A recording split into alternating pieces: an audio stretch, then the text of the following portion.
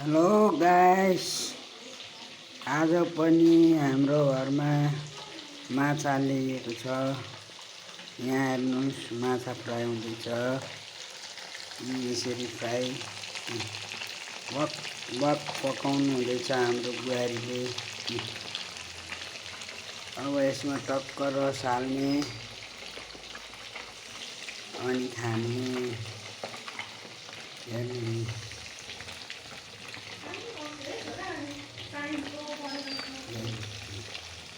माछा यसरी फ्राई गरेर ग्रेभी बनाएर अनि खानुपर्छ।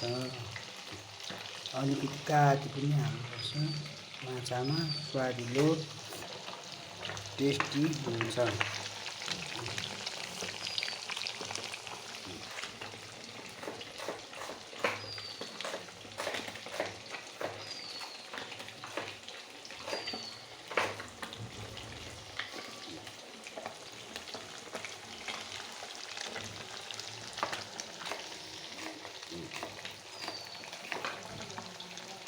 यसमा काटी मसलाहरू मोलेर राखेको, अब यसमा फ्राई गर्नुपर्छ।